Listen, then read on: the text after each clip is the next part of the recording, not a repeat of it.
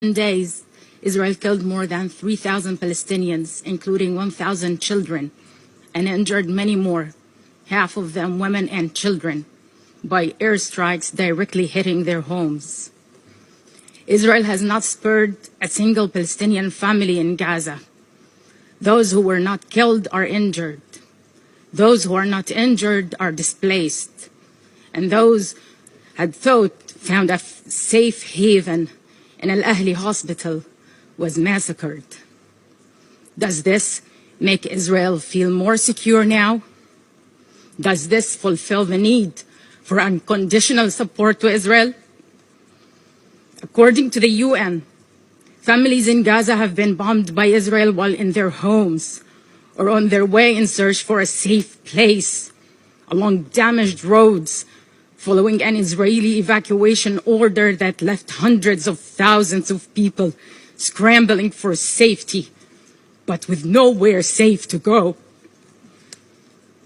Israel resorted to unlawful collective punishment as a method of war, intentionally cutting fuel, water, and electricity of Gaza, and blocking the entry of humanitarian aid. Entire residential neighborhoods have been razed to the ground. Homes, schools, UN facilities, health centers, hit by direct and intense Israeli airstrikes. Aid workers have been targeted and killed. Rescue teams are struggling to carry out their missions amid continuous airstrikes. Severe shortage of equipment and limited or with no connection to mobile networks. There's no power, no water, no fuel. Food supplies are running dangerously low. Hospitals, overwhelmed with patients and injured, are running out of medicine. Morgues are overflowing with bodies. Bodies are buried in mass graves.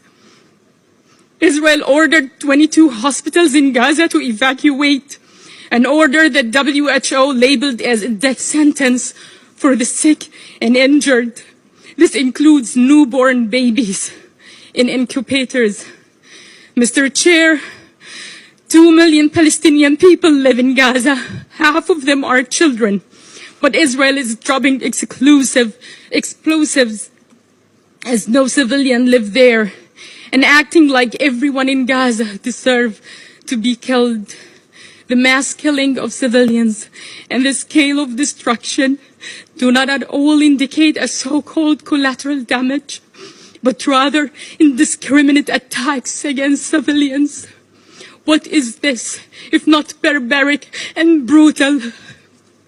Whitewashing Israel crimes in advance by proclaiming that Israel is not responsible for the killing of Palestinian civilians is inhumane and irresponsible, and it undermines the most fundamental rules of our international law-based order. Those doing the killings are responsible for it. We call on you to stand against Israel's crimes, to stop the massacres against my people, to stop the epic human suffering, and to ensure respect for international humanitarian law.